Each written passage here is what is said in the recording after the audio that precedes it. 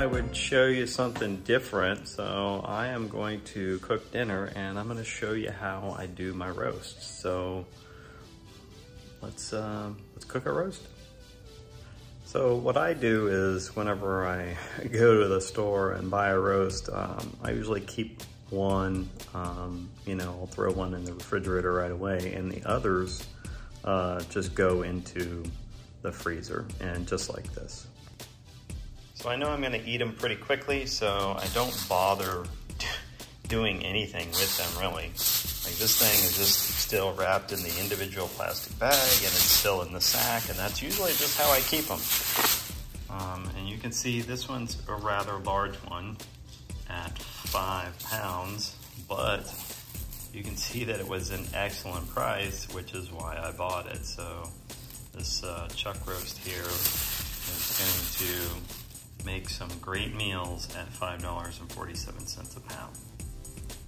All right, so I normally don't like to use a roast quite this large. I tend to like the 2 to 3 pound, about the 3 pound range, but this is what we got, so this is what we'll work with.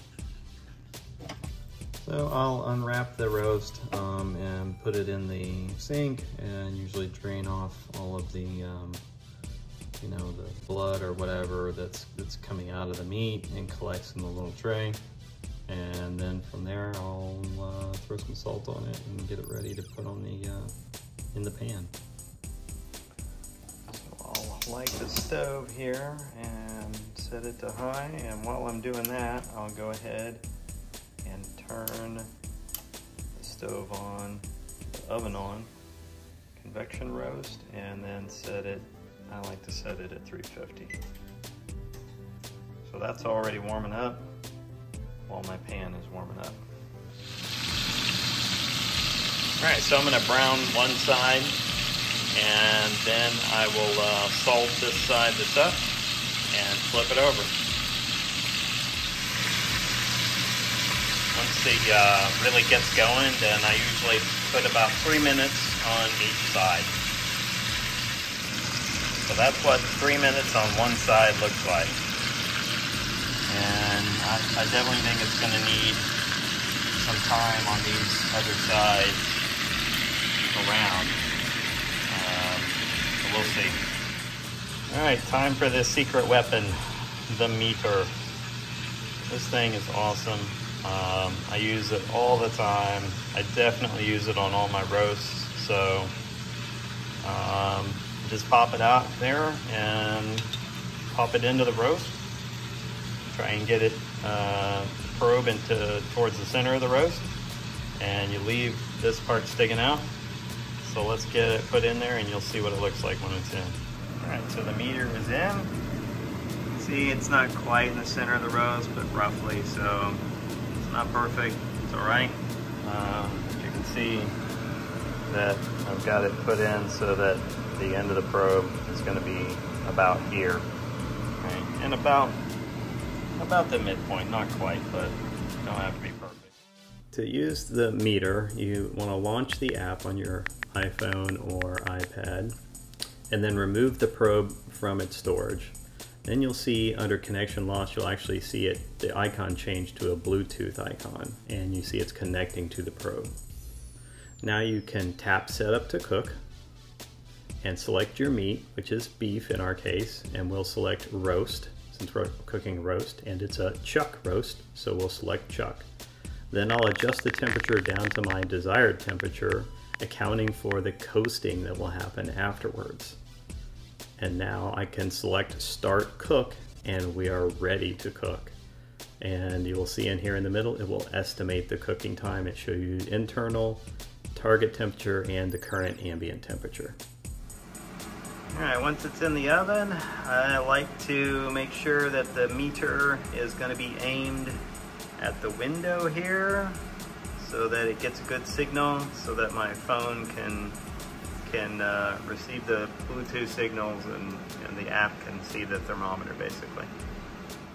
All right, so this thing just came out and it's at about 100 degrees, which you're gonna be like, hey, that's not completely cooked. That's less than rare. Rare is 120 degrees. Well, I've learned over time the cooking characteristics of my stove and this pan in particular.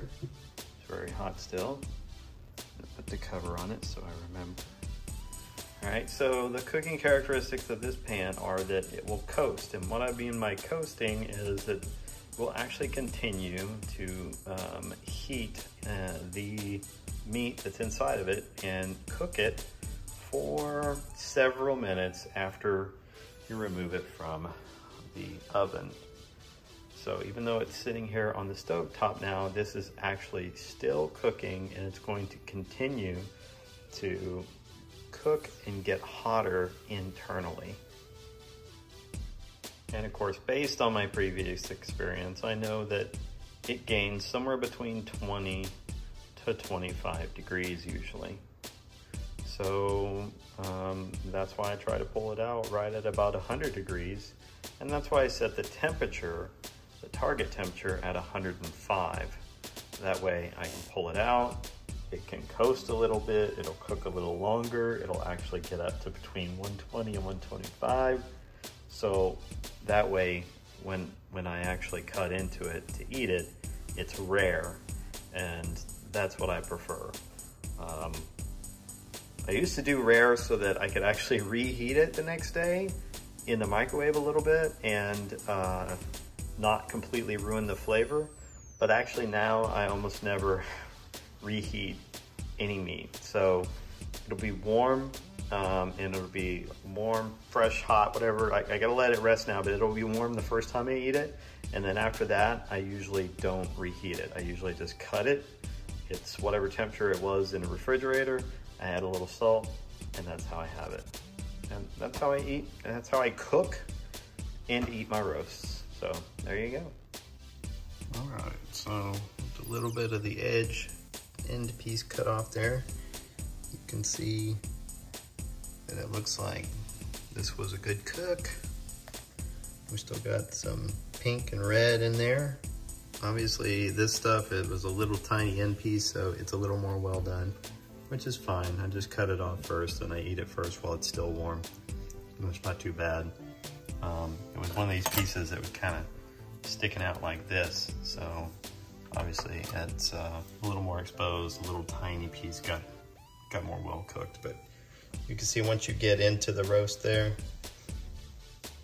it's perfectly cooked, so it should be fantastic once we get into the rest of it. And that's it. Time to eat.